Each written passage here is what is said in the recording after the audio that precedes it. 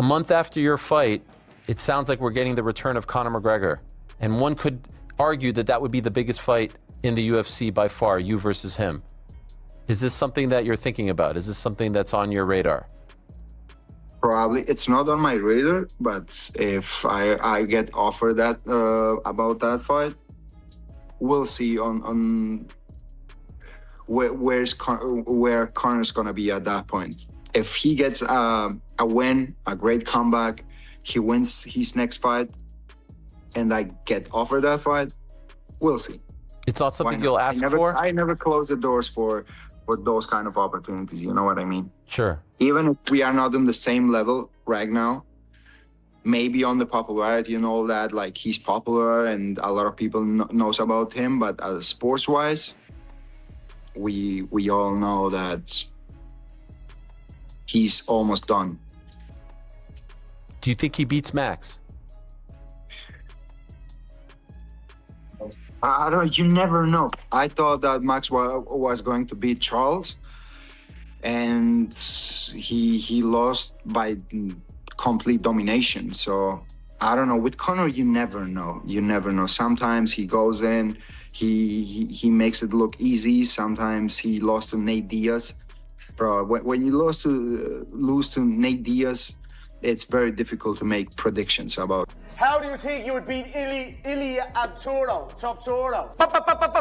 I grab him by the scruff of the chest and slap that little nose off him, yeah? Little ding-dong of a thing he is, yeah? I'm fucking Spanish. I'm in Marbella, bro, yeah? I'm in Marbella at the bare knuckle stall and let's see what's what. We're bouncing the yoke, have a bare knuckle. You little fool, I'll cave your head in. You little short-ass tick, I'll box your jaw in. On site. I'm in Marbella, Spain, yeah? I'm in Marbella, Spain, October 12th at the bare knuckle. Stall it, bro, yeah? See what happens here. See what happens here when you cross me, bro. You come across. Ilia Topuria approaches his upcoming battle with unwavering certainty, already discussing his post-victory plans while seemingly overlooking the immediate threat. His confidence runs so deep that he's mapping out future conquests against elite fighters like McGregor, treating his current opponent as merely a stepping stone rather than a formidable challenge. This level of assurance begs the question whether Topuria truly comprehends the magnitude of the storm heading his way, or if his self-belief has blinded him to the dangers lurking in his immediate path. And so you think this is all just kind of for show? Yeah, I don't know if it's for show. I think it's because they are dumb as fuck. Fair enough. Did you feel that way to the point where you want to like fight him and prove him wrong, or do you not feel like he's on your level? Because in that tweet you said your level's below me. He's not on my level. If we cross the paths, like I'm gonna break his job in the first round. Like what he's gonna do? He's gonna take me down, bro. Please listen to me. Calm down, do your thing, go to those wrestling tournaments, do your streams, and whenever the moment that arrives, just make sure to show up, and I'm gonna do the rest. The tension between these fighters runs deeper than surface-level competition, with clear signs of genuine bad blood simmering beneath their exchanges. What thing happened to him? You think it's the money and the success? I think that he doesn't have the motivation anymore. He done great things in the sport, but he doesn't have the motivation. He got, I think, a lot of money. He's spending also a lot of money. So I don't know. I don't know him personally. I don't know him. You guys have never met? Never. So there's no relationship? No. Because he said some stuff about you and you've said some stuff about him. Yeah, but nothing good. Yeah, nothing good. Nothing good. So if right now you guys were to fight, like right now, let's just say in 2 weeks, he gets a call. Yeah. And a fight happens. You're fight ready. You think he's fight ready to go up against you today? Him? Yeah. No. Topuria unleashed a calculated verbal assault that bordered on personal insult, drawing sharp contrast between his disciplined approach and McGregor's lifestyle choices. He emphasized his relentless twice-daily training regimen as a champion, while painting McGregor as someone more focused on partying than professional preparation. According to Topuria, the fundamental difference extends beyond mere training habits to encompass their entire mentalities, with one fighter maintaining constant readiness while the other has drifted away from the dedication required at the highest level. In the last 2 weeks, party, drinking beers, what I did in the last two weeks. I trained twice a day. I don't know. I'm an active fighter. I defend my belt a couple of months ago. When was the last time he fought? He fought, I don't know, 3 years ago, 4 years ago. He's not in shape. Your peak, like right now, some would even say you're not even at your peak yet. Yeah. Because you're still... The Georgian fighter's aggression intensified when addressing Arman Tsarukyan, though this confrontation carried emotional undertones rather than strategic planning.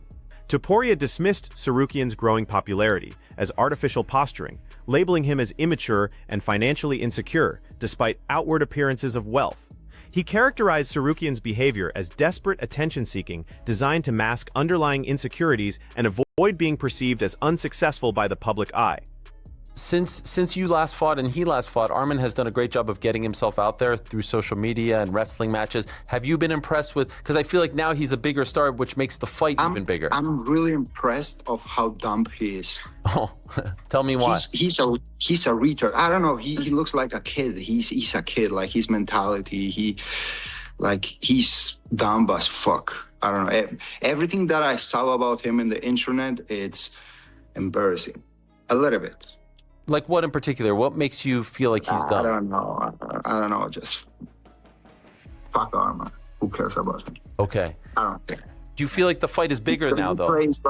The thing that I don't like is like when they play that they rich and they show all that money, and it's like, bro, you don't even rich. You that poor that the only thing that you have is money, and you are spending your father's money, not even yours.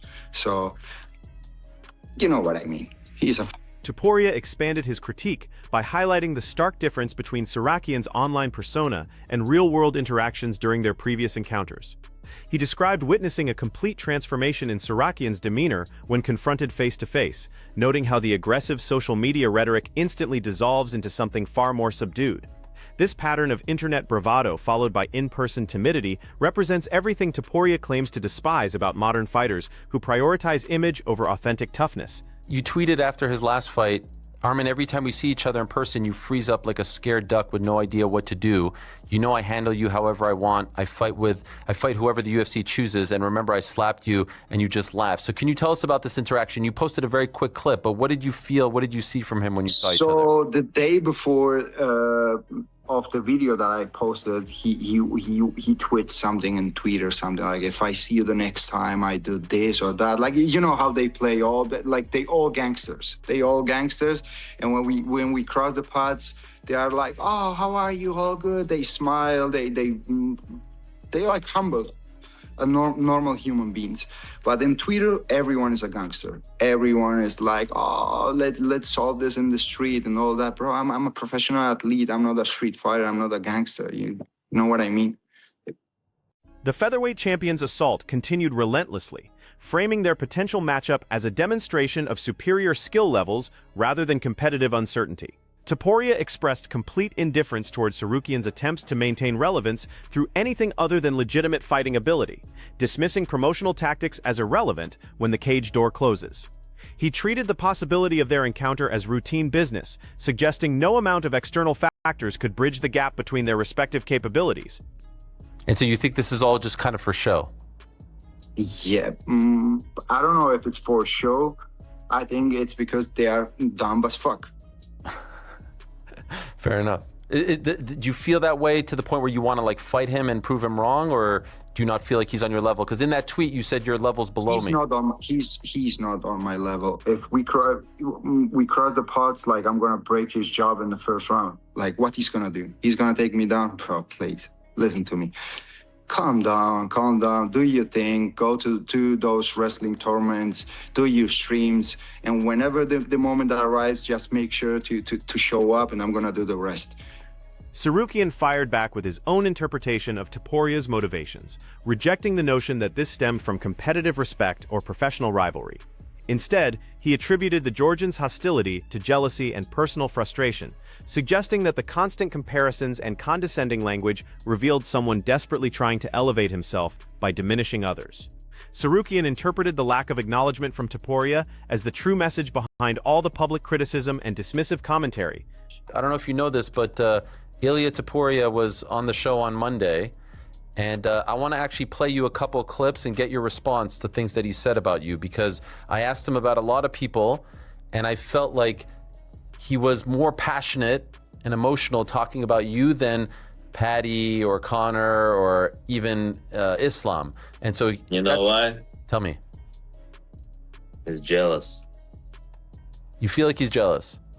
Yeah, and he wants to say like I'm nothing, and if you see like offer me him, he's not gonna take it because he wants to tell everybody in this world that I'm not in his level.